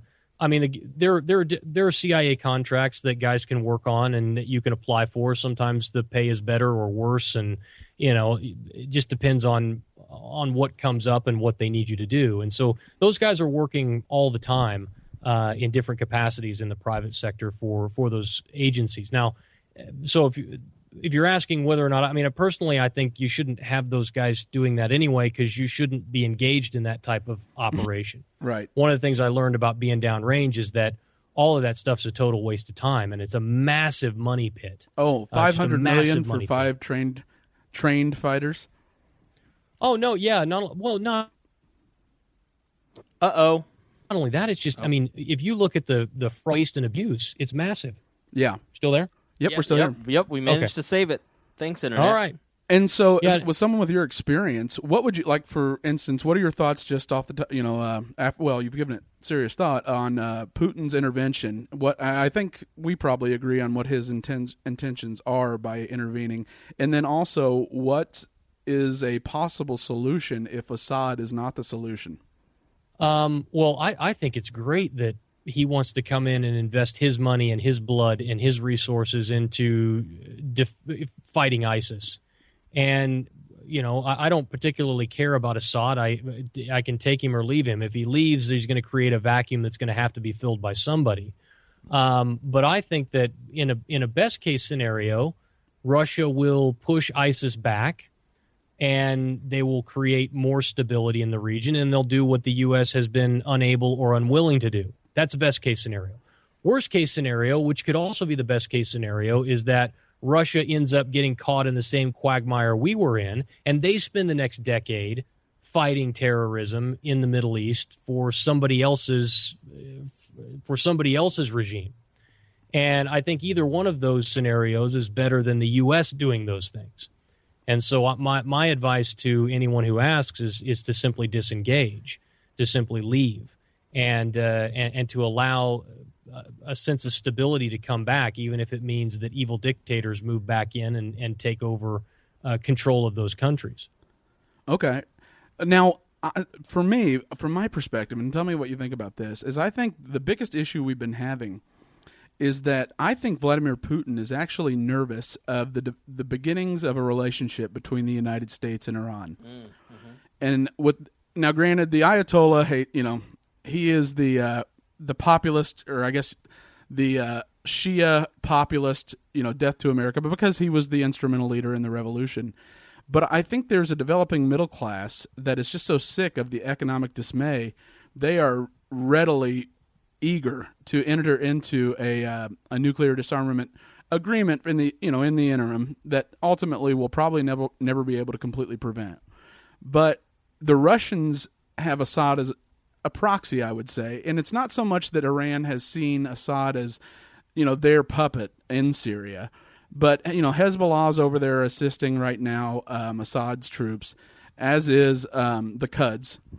And I think it's funny that he was so swift and decisive in intervening, bringing in ships taking ships to Tartus, bringing in and arming the Syrian military so they can conduct airstrikes. And their first strikes were on people we were rumored to have assisted and trained and backed the Al-Qaeda-light rebels. And yet, if Putin's there, is it even a situation where he can get Assad's authority back and get control over a large enough swath of land where he can never pull out? I mean, is this an Iraq situation, or is it he's just waiting until he's rebuilding the relationship with Iran and keeping us out of that, and then Iran will really be the one who has an invested interest in Syria? Yeah, I think that your position is certainly plausible. I don't think it's as likely as just understanding that Putin has a vested interest in making sure that there is stability in his neighbors to the west, and it also gives him a chance to solidify and strengthen relationships with people in those countries. Now, he's always been a fan and a backer of Assad. Right. He and Iran have always been on good terms. Or okay terms. Strategic interests were that, yeah. Yes, strategic interests, yeah. And so I think it is much more likely that he sees this as an opportunity for him to come in and think about this from a power play with the U.S. They come over and they say, you guys have been a total failure, America. You guys have ruined this whole thing, and now we're coming in and we're going to fix it. So it's time for you guys to leave. And America says, well, we're not leaving. This is our show, and if you want to do something, you can coordinate with us. And they say, well, we're landing our ships and our airplanes, and we're going to start bombing campaigns, so you need to leave. And America says, no, we're not leaving. And so they start their bombing campaigns, and what's the first thing that they bomb? They bomb U.S. interests. Yeah, right? Immediately. The very first targets the first strikes. Now, don't think that that's on accident. There's what they said to America was, we told you. We said, your time here is done. It's time for you to leave. And if you're not going to listen, this is what's going to happen to you. They didn't shoot down an American warplane because that would have caused a real problem. But if they bombed some secret CIA base training secret spies, CIA wannabes for Syria, then that they can get away with. Putin is he's a savvy guy. Mm-hmm. And I think that this has more to do with Russia trying to position itself as a world power again. It is doing everything it can to create alternative currencies and alternative means of selling oil. To cut the U.S. out of everything. And I think this is another way for them to show to their partners, to their supporters, look, America is not as strong as you think it is. Just watch what we're going to do. I think that is a much more plausible scenario. Right. I guess the question is, like, even though, I mean, he becomes, assuming they are successful in pushing back ISIS, the other group there is the Jabhat al-Nusra and the al-Nusra Front, who has, the leader of that, Jalani, has a issue with Baghdadi, the leader of the Islamic State, over, actually, when, Al-Qaeda in Iraq was pledged to Zawahiri. And then when they broke, they had a serious issue. And the Jabhat al-Nusra is much more the populist on the side of the Sunnis in Syria. And then you have the Alawite Shia, who are the Assad's branch of Shia Islam and his ancestors. And Assad, even though he is a guy that gasses his own people, I mean, that's what his father did to put down a rebellion. That's what he did. He makes the trains run on time. Right. But... Well, no. So the Assad family rose to power because after the French divvied it up, they were the Shia minority, the Alawite minority, and they cozied up with the French and filled in the power vacuum and said, we'll be your puppet. Mm-hmm. Anytime there was an uprising, the only thing that's been successful is outright devastation. In the United States, after John Kerry drew a fake red line. What's a red line that's not a red line? Bullshit. Yeah. After he did that, they really called our bluff, but now we're at the point where Assad, to my knowledge, doesn't control a single oil field any longer. The people that do support him, the minority Shia and then the few Christians, they are really already concerned about their safety and what's going to happen post this intervention. And yet today in Assad's hometown, they were cheering Russians at the Tartus port as the saviors and hailing Russians. And even though Vladimir Putin, let's say he pulls this off and he is able to get Assad to have a big enough swath of land that he controls it, they're there forever. There's no leaving unless the Iranians share the cost. And I think that's probably true. But I think what's important for your listeners to understand is that there are no good guys in this scenario. There's no guys in white hats here. Mm-hmm. All of these guys are bad guys. Al-Nusra, ISIS, Al-Qaeda in Iraq, all of these guys are bad guys, and Assad is a bad guy. Right. And one of the things I said, I was on RT America, and I was talking with Ben Swan, and he said he was asking me some questions about it, and I said, you've got to understand how evil dictators become evil dictators. The reason that Assad has been able to control and maintain power for as long as he's been able to do in a region where tribal warfare is a common occurrence is he's more evil than the next guy. He's willing to gas his own people in order to maintain power, right? Exactly. And now you've got a group of other people that are trying to overthrow Assad so they can impose their evil dictates on people. It's not as though you're going to install a democratic power there. It's not all of a sudden these guys are going to throw their hands up and say, oh, we want liberty. That's one of my biggest takeaways from being in Iraq and Afghanistan. These people do not want liberty. They don't want freedom. We want to give it to them, but they don't want it. And as soon as they get the chance to reinstall a new dictator, that's exactly what they're going to do. And so you're right. Russia can spend decades living in there, setting up bases and doing the same thing that we did in Iraq for a decade. And they're going to continue to fight these little insurgencies the whole stinking time until one day Russia decides to leave, the power vacuum gets filled, there's a whole lot of more bloodshed and dying and death, and then pretty soon the thing stabilizes with a new evil dictator in power. That's the way this thing is going to work out. It's the way it always works out. Yeah.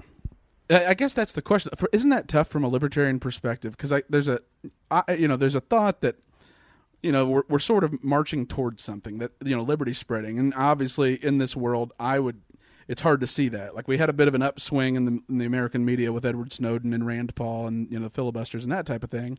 But then I feel like now we're actually further behind where we were at that point. And so if the libertarian, I struggle to believe that we're on a process where it's, give and take until we ultimately arrive at the destination of human freedom, when religion is such an influential issue, not only in the Middle East in governing philosophy, but lifestyle. Let's say, for instance, in the United States, North America, we had a more libertarian society, or like sort of the original constitutional republic that stayed constrained. How do you handle an expansionist movement that's a religious philosophy with an absolute end time pursuit? Well, I don't think that you do. You're dealing with some some really complex geopolitical issues, and I think for me, if we just look at this from the standpoint of America and the borders that we have drawn, and I think that our responsibility is to ensure that when you're within these borders, you're free, that we maintain a right to life, liberty, and property here, and that's our responsibility. We don't have a responsibility to try and give freedom to other people because, like you said, most of them do not want it. For example, in the Middle East, part of the Muslim culture is they have a belief that man cannot be ruled by man. Mm-hmm. Man must be ruled by God. So the very idea that you're going to institute a constitutional republic where people get to vote on what laws they want to have is ludicrous to them.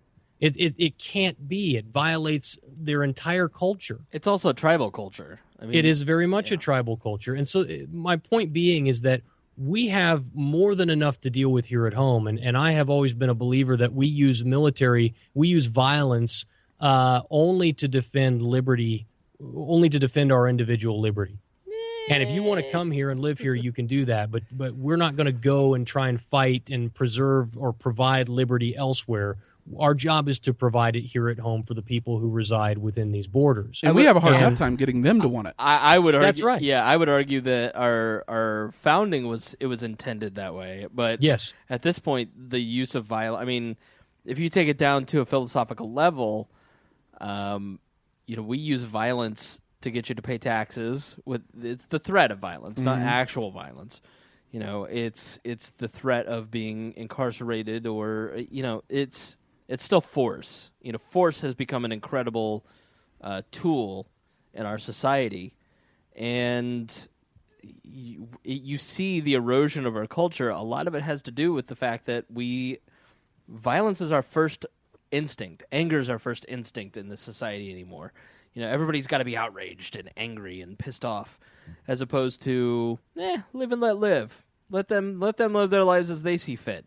The further we drift away from the use of force only being used to protect liberty and more towards, well, now I have this particular view of how people ought to live their life, so I'm going to use the force of government to make them live the way that I see fit, the more we see violence in our own communities start to spring forth. Well, yeah, you're absolutely right. And so what I would say is the government exists to protect life, liberty, and property, and nothing more. It doesn't exist to make sure there's an even playing field. It doesn't exist to make sure everybody's got an education or that everybody has access to health care. Government doesn't exist for that. Government exists to make sure that there are no impediments to you pursuing your own self-interest. And that in the event that someone does step in your way, that there is a process by which you can seek a redress of grievances, a court system of some kind. Now, that can be a court system like we have today, or it can be smaller, independent court systems, much more along the lines of what anarchists would want in a form of arbitration court. I'm not opposed to any one of those. My point is just simply saying we're so far away from that right now. Let's not talk about the best society that we're going to create sometime in the future. Let's figure out what's happening today and how we start addressing it from a libertarian perspective. Okay, let's jump into the House Speaker's race, because this is all really weird to me. John Boehner has been losing control of the caucus for a long time, and we have a power vacuum essentially right now, where John Boehner decided to step down, and Mike McCarthy, who was his second in command, he's the majority leader, he's sort of the next one that you think is going to step up, decided today that he's not going to actually run. And I guess Congress people were crying, and his supporters were crying in the cloakroom, and everybody's just panicking because it's it's just total chaos. It's the end of the republic. It's the end of the republic, and this is how liberty dies, with thunderous applause. But there is no real clear successor. Jason Chaffetz is running for Libertarians. I think he's a guy who Glenn Beck was really tight with. Mormons. They stick Mormon together, stuff. talk about tribes. And then they I don't know if they had a falling out or what, but Chaffetz is not necessarily libertarian. Paul Ryan is being discussed as sort of the only guy who can kind of bring all the sides together, but this is he won't do it. No, this is a position to me that seems like career suicide if you're up and coming. I mean, you want to be a guy like John Boehner who, like, this is the top of this is how far you were going. You know, if you're Paul Ryan who has presidential aspirations, there's no reason for you to ever take this.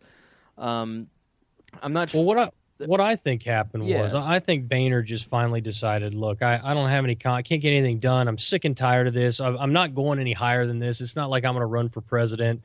What am I doing this for? I'm done. This has been a big mess, and I can't get control of this party, and so I'm gonna step aside. And what I'll do is I'll arrange it so that my good buddy McCarthy he's installed behind me. Mm-hmm. And that was the plan from the get-go. The problem is when they showed up today, they did a little quick head count, and they realized they didn't have the votes. Yeah. And so McCarthy, rather than going to a vote and realizing and not being able to or to save face, he just simply said, I'm going to withdraw for the sake of the party. And it just sent everybody into a tizzy. But what I can't believe is people crying in the cloakroom. Yeah. That was like, that's beyond me, that people would cry over something so trivial and stupid. Maybe it was just Boehner that was crying. I don't know. Maybe it was. That guy cries about everything. There's nothing wrong with being an emotional man, Jason. No, leave me alone. Not. I mean, there's not. I'm just, he cries about everything. It's just, it's awkward to me. I mean, I screenshotted a point where the Pope was looking up at, he was behind the podium. And he was looking up at Boehner crying, and the Pope just has this look on his face like, really, dude? Really? I never did anything with it, but I should. But yeah, so I don't know what they're going to do now. Boehner says he's going to stick around until they can find somebody to replace him, and who knows? What it shows is there's total bedlam in the Republican Party, and it stems from this hardcore liberty movement in the Tea Party that's causing problems because they won't fall in line. They won't do what the rest of what the Republicans want them to do. And Boehner's having trouble getting anything done. They don't believe in they all took pledges they wouldn't compromise on. No, not an additional dollar of spending, only cuts. And the political reality is it doesn't work like that. There just isn't what Congress does. There aren't many bills that don't involve spending.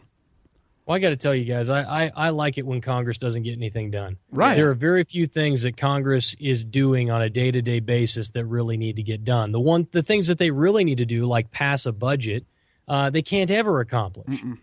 And they fight inside their own parties. They fight between parties. It's like and that's fine. I just wish they'd just shut the whole thing down. Let it go 6 or 8 months without funding any government, non-essential government operation, which to me, in and of itself, I don't know why you would have a non-essential government person working for the government. But apparently they've got tens of thousands of them that get furloughed every time the government gets shut down. Mm-hmm. And I wish we would do that for a few months and let people realize, hey, half the stuff that the government does, we don't really need them to do that. You wouldn't notice. And even when we have government shutdowns, only about 17% of the actual government shuts down. Yeah. The rest just keeps going. Right. Yep. What I don't like is the power vacuum that creates, because it allows whoever's in the executive office to fill in that gap. Like during congressional recesses when he makes appointments. That always really bugs me when someone won't act. Our nature is when someone won't act, the person that's the president says, well, I'm required to. I have to do what's necessary to lead. And it's no really different than that sentiment of Lincoln suspending habeas corpus and imprisoning Supreme Court or justices and then justifying by saying I'm actually trying to save the republic by doing that. Do you not feel that way? No, I absolutely feel that way, and there is a lot of what's frustrating to me is when you hear people who would be ardently opposed to such an action when Obama does it, hail it when Bush does it, Yeah. or vice versa. Yeah. Right. And so there's this sense that, hey, if my guy is running the show, I love the fact that he screws over Congress and goes around the Constitution to get done what we need to get done. Yeah. But when it's the other guy, he's a criminal and he ought to be thrown in jail. Yeah. What we need to understand is most of these guys are borderline criminals. And, and nobody's looking out for you. Nobody. That's what I try and tell my audience. Nobody is looking out for you. None of these guys have your best interest at heart. So you need to understand enough about what's going on that you at least know what your position is on it, because these guys will screw you over 6 ways from Sunday if they think it'll help them get reelected. Yep. I mean, look at Bush and the signing statements, he used during his administration. Everybody's a small government constitutional Republican, compassionate conservative until there's gridlock, and then a guy that probably took the oath on the Constitution over the Bible all of a sudden starts making power grabs and offering interpretations. Yep. It's just it's sad. Yeah. It is. It's one more example of how big, power corrupts. Mm-hmm. And it doesn't really matter. I was listening to another podcast. It was Lions of Liberty. He had on this gal who owned a farm in some rural area somewhere, and they'd done a documentary on her called Farming in Fear. And it's just about how small government really screwed over this little gal and her farm. And I was talking with my audience about it, and I just said, listen, it doesn't matter whether it's big government at the federal level or whether it's your local mayor and local city council. If you don't put these guys in check, they will come after you.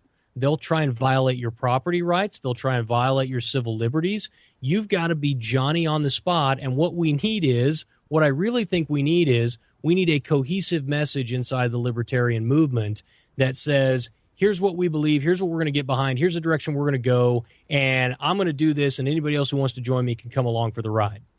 And if we can do that, at least we can create a small group of people who are all actively moving in the same direction, rather than having this discombobulated minefield of competing ideas and infighting that we have in the Libertarian Party today.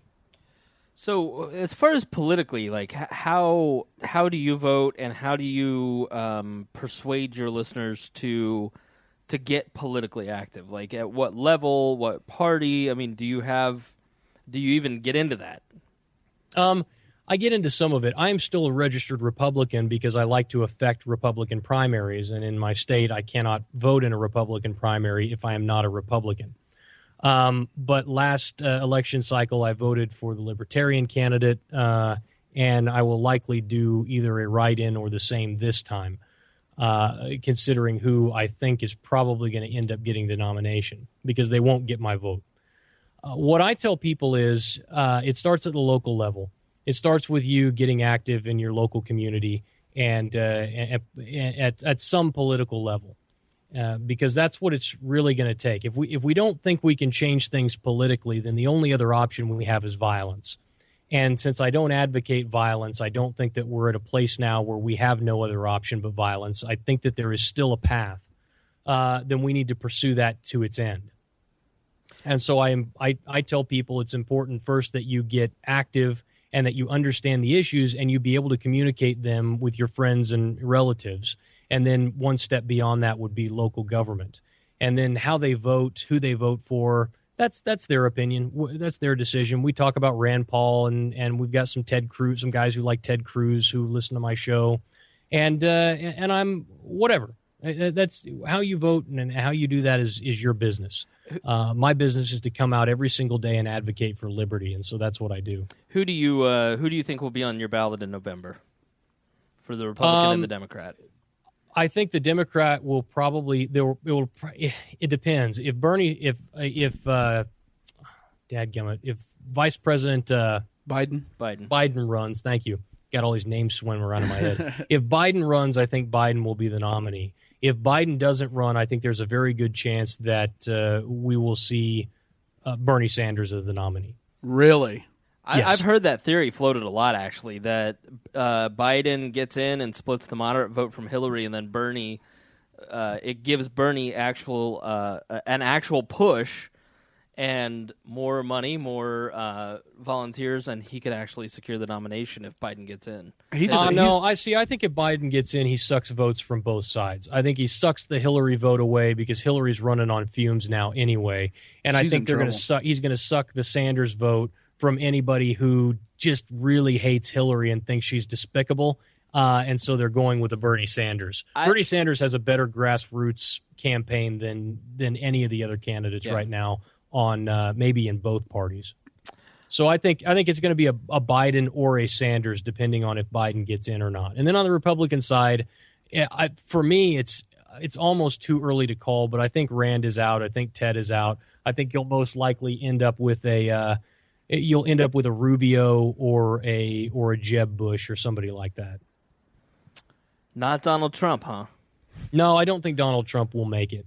I think he's a great mouthpiece. I think that he's stirring up a lot of excitement. I think he's going to have very little follow through. Well, this just in, I just got an email from Donald Trump. You are a fat, ugly loser, and no one likes your podcast. Yeah. And I just have to ask Jason why he doesn't want America to be great again. Yeah. I can't figure that out, right. Jason. That's right. Well, and he's going to he told me he's going to create a lot of jobs, and I asked him how, and he said, I just will. I'm just going to do it. Listen, and that's good enough for me. I'm going to get rid of Obamacare, and I'm going to put in its place something fantastic. Yeah, that's exactly right. Okay. And you know what? He's following an excellent marketing strategy. It's the same thing Obama did when he ran on hope and change. He doesn't ever clearly define what it is that it means to have hope and change or what those actual principles mean in reality in terms of policy. He let anybody put anything on that they wanted to. And Donald Trump is doing largely the same thing. He's saying, I'm going to make America great again. Well, what does that mean? Well, it doesn't really matter what it means. It's just going to be fabulous. Just trust me. I'm very rich. Trust me.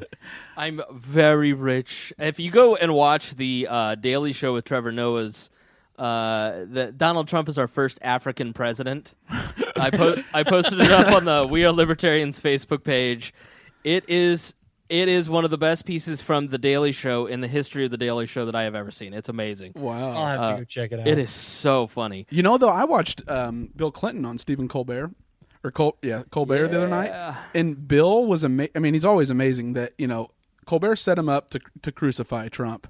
And he sat there and made the case and said, you see all these politicians up there talking about how they're going to change things, when all of them are lifelong politicians and they've never changed anything. Yeah. And then you see one guy who actually has done things, and it's like, well, maybe I'll pick the guy that, has actually done things. He's got pictures. No doubt. Donald Trump has probably a vast collection of Bill Clinton photos that he's just been sitting on. Just like the documents that proves Barack Obama's not a citizen. People forgot about that with Trump. Can we touch on Rand Paul and why we think Rand Paul is probably done for? We've talked about it a little bit, but I've had a couple people write in and say, hey, not the philosophical stuff aside, but why do you think Rand Paul is just not connecting with voters, Jason? Well, I think he's not connecting because he doesn't have a very clear and concise and sustained message. He is not. He doesn't spark any sort of enthusiasm in me personally, and I think in anybody else.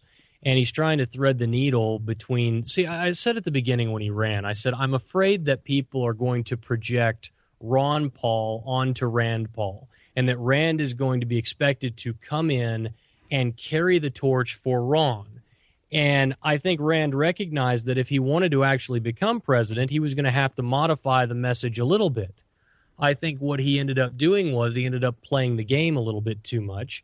And people on the libertarian movement, his core base that he really needed to fund the campaign and to give him the support he needed, vaporized. Because, and I think people are kind of looking at it and they're saying, well, he's the most libertarian, so I'll hold my nose and vote for him, but I'm not real excited about him. Yeah. And every once in a while he comes out and says something amazing and you clap your hands. And then the next thing you know, he turns around and he's signing the loyalty pledge for the Republican Party. And you just can't have that kind of inconsistency in your message. I mean, your message can be nothing more than I'm rich, I'm great, I'm fabulous, and we're going to make America great again. That is a better message than Rand Paul's convoluted message that he's been putting out. And it's just, it doesn't excite, it doesn't inspire, and nobody's getting behind it. Yeah, you're saying exactly what I've said. The entirety of the Rand Paul presidency prospect has been present. It's a lot of alliteration there. I'm very proud of myself. Hope I don't break my arm patting myself on the back. Now, more about me. So I just have said from the very beginning, Rand Paul doesn't inspire anyone. He's a very technical speaker. He's what's the Adlai Stevenson of our generation in some ways, or even Barry Goldwater. Barry Goldwater was not the best speaker, but he was a leader. He was a leader because he was so intent on what he believed, like Ron Paul was, and had such backbone that he'd stand up for it, that people followed him. They didn't care that he wasn't a good speaker. Rand Paul is wishy-washy, untrustworthy, slippery, and a politician. And the most principled politician, though, in the Senate. Those aren't great adjectives. Yeah, it's like being the best whore in the whorehouse. I mean, it's really not. She's the one with the Christian heart, right? Yeah, look, she's got a heart of gold. To be fair, he has a very good voting record. Unbelievable. If you look at his voting record, it's very strong. And I always say, you got to look at the way a guy votes if he's in politics, not what he says, because his vote will tell you who he really is. And it's clear that Rand Paul values liberty and values kind of the same things that we value, but he just doesn't inspire any confidence. And he's not a guy that you just feel like you want to get behind.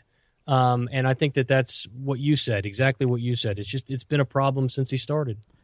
I thought, and this was something I had gone through after the last debate, and I went through, and he was the only person that didn't say, when I am president, blank. Like, he doesn't, that's not in his language. He never talks about when he would actually be president, what he would do. All he talks about is he gives commentary and analysis on the existing problems. And when you don't present a vision, like, I still think the reason Trump's beating most people is because even though there's no specifics to a vision forward, it's a vision forward. It's a march towards something. Rand Paul has yet to lay out just what America would look like under a Rand Paul presidency. All he talks about is the negation. Well, we're going to stop the spying on you. And I get that is the tough part of being a libertarian and being a liberty-oriented candidate is, how do you take a negative or a negation and present that in a way that feels like we're looking out into the horizon and that's where we're headed. Well, you paint a picture the same way Trump did. You say, for example, I want you to imagine for a moment what this world would look like when everybody who wants a job has a job. Right. Where we stop punishing people and incarcerating them for years or decades for crimes that never hurt anyone. Mm-hmm. I want you to envision a society where you feel safe putting your kids and letting them play on the street again. Right. And you just craft. It doesn't matter. It could be this is just, it's marketing 101. That's why I say from the very beginning, these guys have a massive marketing problem. I've said on my show repeatedly, if you work for the Rand Paul campaign, call me. I will give you free advice. I will tell you how to win an election. They have yet to call. And I'll tell you right now, you're not going to get that call. Yeah. But that's how you paint that picture, because it doesn't have to be like I said, you don't have to present the roadmap. Well, how are you going to clean up the crime so my kid can play on the street? Well, those are things for later. I just want you to envision what it would look like. Mm-hmm. And then I want you to attach that vision to me. That's how you do it. That's how Trump did it. Mm-hmm. That's why he's winning. That's how Obama did it when he ran for president. That's how you win. Yep. And unfortunately, none of these guys know that. No, and the Republicans are already always on the defense. And so, Bernie Sanders should not be a viable candidate in a presidential election ever. But given outside, I think Donald would beat Bernie. I don't think Jeb would. I do. I'm just saying, like, what a crappy choice. That is the election America deserves. Yeah. Bernie Sanders versus Donald Trump. I might have to consider moving to Canada if those are my two choices. Oh boy, Canada's already a lot freer than nice America. To have you on. Thanks. We are not Canadian fans on this show. Nope. Is that right? Oh, well, we do think that imminent invasion is going to happen.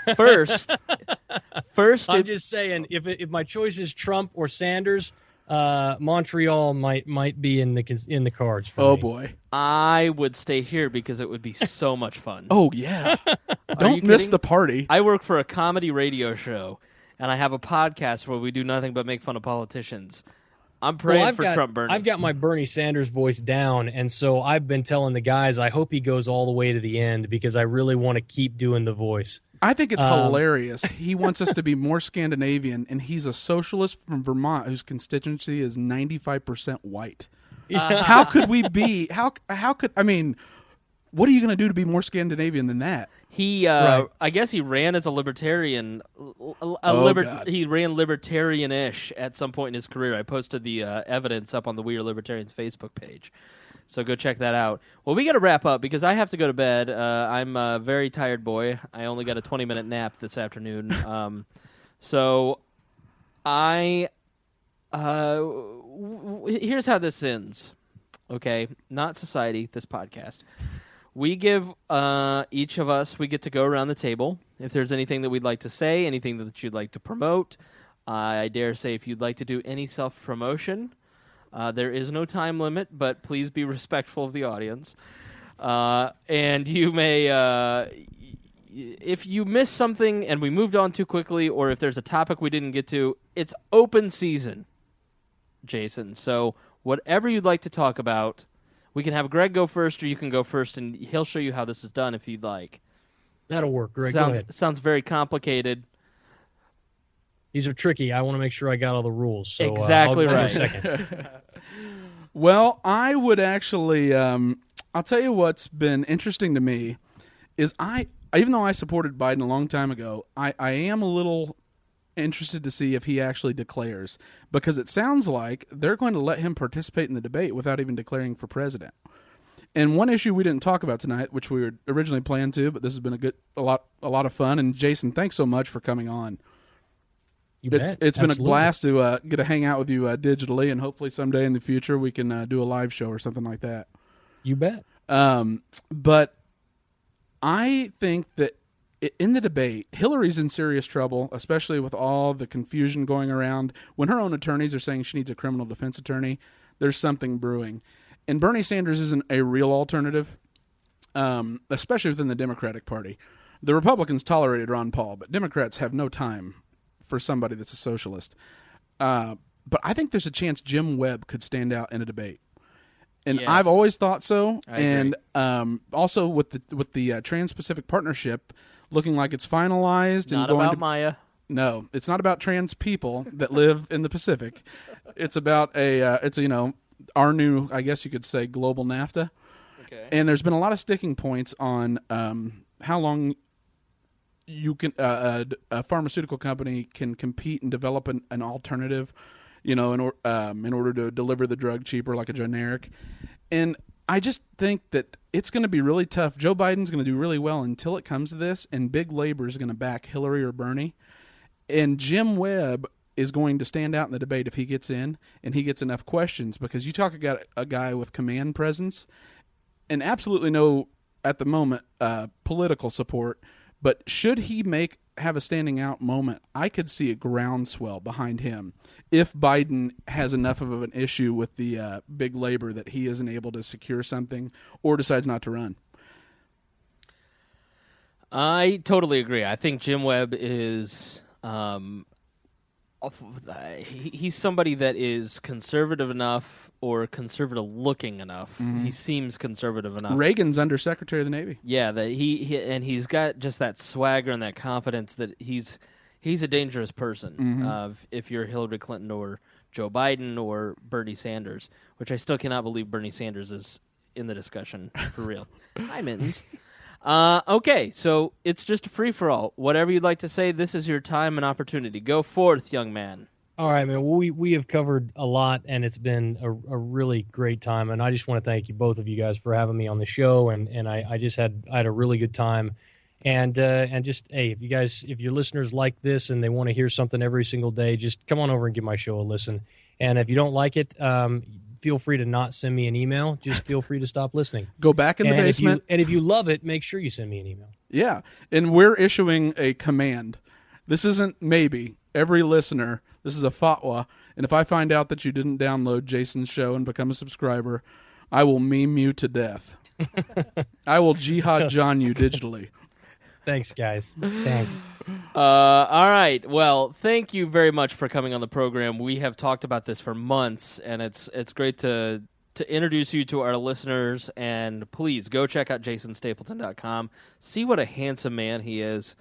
You won't believe he's libertarian. He's so good looking. So, and his video podcasts are even better looking than he is. I don't know how it's possible. He must be very rich, very, very good looking. All right. Thank you for joining us here on We Are Libertarians. Thanks again to Jason Stapleton, Chloe, and Agnos. I don't know what happened to you. I hope you're all right. You were supposed to be here, but you didn't show up. No call, no show. It's very nice. She Hollywooded us. She big-timed us. Just because you're a beauty queen, it doesn't mean you can treat us this way. Okay, yes, you can. We're libertarians. All right. Thank you for joining us here on the podcast. And as always, we promise to do better next time.